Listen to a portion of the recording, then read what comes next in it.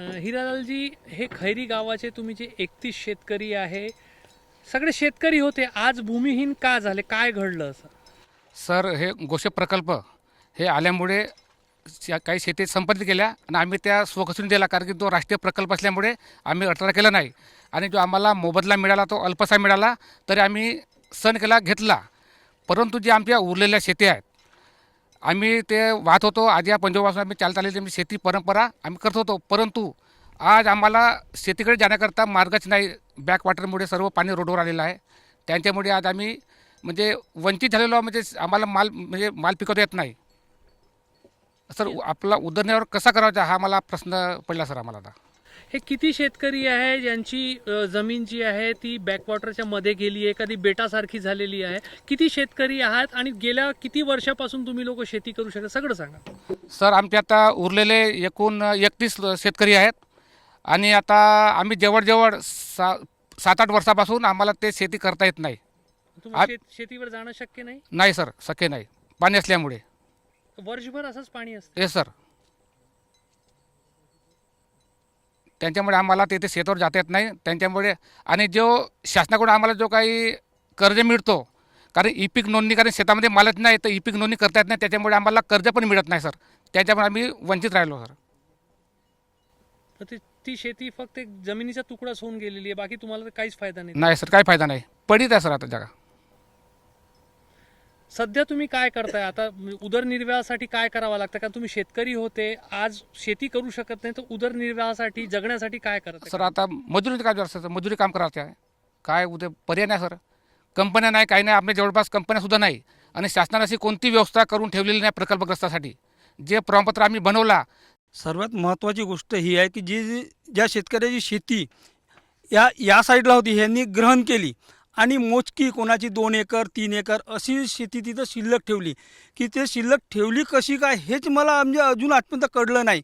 की चारे भोवताल पाणी आणि तो शेतकरी त्या शेतीवर जाईल कसं? एक तर शासनाने त्या शेतकऱ्याला म्हणजे 10 शेतकरी मिळून एक हेलिकॉप्टर द्यायला पाहिजे, जेणेकरून तो आपली शेती करू शकते. किंवा त्या हेलिकॉप्टरमध्ये अशी एक व्यवस्था करायला पाहिजे की त्याने आपले बैल नेले पाहिजेत. नुसता शेतकरी जाऊन तिथं मेहनत करणार नाही. तर शासनाला माझं असं म्हणजे निवेदन आहे की त्यांनी 10 शेतकरी मिळून एक हेलिकॉप्टर द्यावं, जेणेकरून ते शेती करता येईल. आणि जमेतक म्हणजे आज सरासरी 88 पासून ही शेती वाहत नाही, पडीत आहे. तर या 88 पासून या शेतीचा मोबदला शासनाने त्या शेतकऱ्यांना देण्यात यावे, जेणेकरून त्यांच्या जेव्हा उपासमारीची आज परिस्थिती आली आहे ती परिस्थिती त्यांच्यावर येणार नाही. आणि आज ज्या म्हणजे असं या गोशीखूर धरणामध्ये आम्ही शेती दिली, हा एक पाप केला का असं आम्हाला वाटते. देशावरचा सैनिक जेव्हा सीमेवर राहते आणि तो रिटायरमेंट होते, त्याला शेती देतात, त्याला सर्व काही सुविधा देतात. पण आम्ही शेतकऱ्यांनी देशासाठी शेती दिली, देशासाठी दिली, काही असासाठी नाही दिली. ते अशा शेतकऱ्यांवर ही वेळ आली आहे की आज तो भीक मागत आहे की माझी शेती घ्या, उरलेली शेती घ्या. हे केव्हा घेणार आहेत? 88 पासून हे शेती घेत नाही. किती अर्ज केले आजपर्यंत? सरासरी मी तर म्हणतो का माझ्या गावचा तो छोटा हत्ती राहते ना ॲटो, त्याचे तेवढे त्या कलेक्टर ऑफिसमध्ये आणि जिल्हा पुनर्वसन अधिकारीच्या विभागामध्ये कागदपत्र पडले आहेत. पण ते फक्त अभ्यास करत आहेत. आज 38 वर्ष झाले अभ्यास करून राहिला. यांचा अभ्यास केव्हा संपेल हेच समजत नाही. आता सरासरी माझ्या आजोबाची पिढी गेली, माझ्या वडिलाची पिढी गेली, आता माझी गेली आणि पुढे माझ्या मुलाची पिढी जाईल का हाच मला वाटत आहे. ज्या शेतकऱ्यांकडे आधी जमीन होती किंवा तुम्ही काय करता आता? आता मी खाली जाऊ बाबा, का करू आता? वय नाही, ते शेती बुडीत आहे ना, का करणार जाऊन शेती? आता सांगा, जायची बहुत तकलीफ होते. तर आता वय नाही राहिली आपल्याला. वाहिलो मी 12 वर्षाचा, तेव्हा पण शेती वाहिलो मी. बैलाच्या पुष्ट्या धरून गेलो ढोर पाण्यातून, बरंचसा तकलीफ घ्यावं लागली. आता सोडलो मी, तरी 2-3 वर्ष झाले. आता किती वर्ष झाले शेतीवर नाही गेले?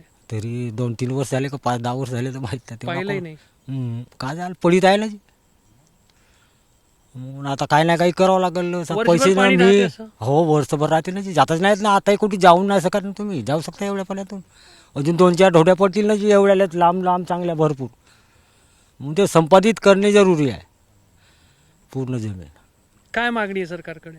संपादित करणे तिला पूर्ण. आम्हाला पैसे द्या बा जमीनचे. का करायला बघा, उपायच नाही ना तिथे. 3 आर 2 आर 5-10 आर अशी वाचवून ठेवून राहिलेली जागेला का कराल? गव्हर्नमेंटनं वाचवलं तर तेवढ्या जागेला.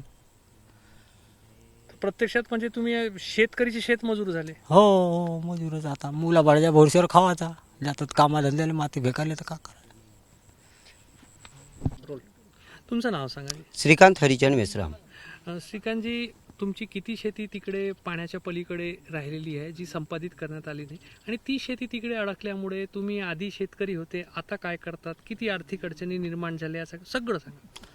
माझी शेती 4.5 एकर आहे. 1.25 एकर सरकारने घेतली.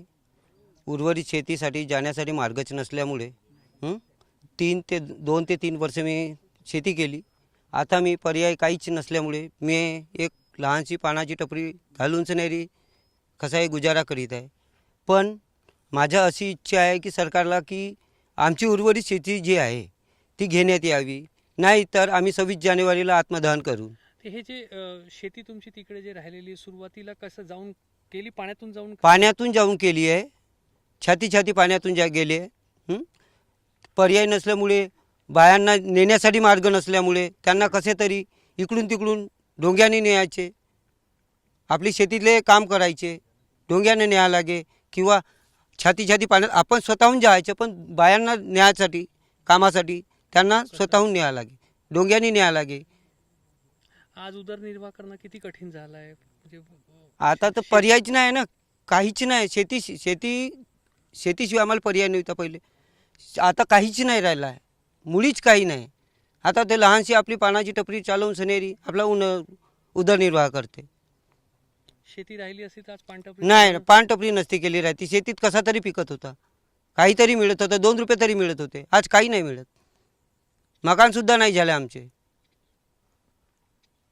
तर आम्ही काय करणार. मुलं बाळ किती आहे? मला 2 मुलं आहेत. पुढचं कसं त्यांचं? आता पाहू का वनमजुरी करणे, कसाही गुजारा करून त्यांच्या, नाही तर मग 26 जानेवारीला आत्मदहन करून टाकून खतम कहाणी करून. का करणार, पर्यायच नाही ना. इतरही गावामध्ये असेलच, कारण माझी सावलीची शेती आहे ते सुटलेली आहे. ते आजूबाजूची याही बाजूची घेतला याही बाजूची घेतला आणि ती बिचातली राहिली आहे. किती एकर शेती आहे? तरी माझी शेती आहे 1 हेक्टर 95 आर. आता सध्या आता ती शेती नसल्यामुळे उदरनिर्वाह कसा होतो तुमचा, आणि किती आर्थिक अडचणी यामुळे तुम्हाला निर्माण होतात? आर्थिक अडचणी म्हणजे वनमजुरीच करावं लागते. शेती तर पडे आहे जाताच नाही तिथं. तर शासनाने एक तर मला हेलिकॉप्टर घेऊन द्यावा, नाही तर रस्ता बनवून द्यावा शेती व्हासाठी. आता हे 10 ते 12 वर्ष झाले शेती पडे आहेत. किती पाणी राहते नेहमी बरं? पाणी तर भरपूर आहे, येरूभर पाणी असेल. पाण्याचा तर अंदाजच नाही. डोंग्याने नाही जाऊ शकत? डोंग्यानं पण नाही जाऊ शकत, कारण डोंगा घ्यावा लागेल. डोंग्याने जर जातो म्हणला तर माल कसा काढायचा. ते थोडंसं तुरी लावलं होतं, तुरी पण तिथे ठेवल्यात, आणायला जागाच नाही आहे. एबीपी माझा, उघडा डोळे बघा नीट.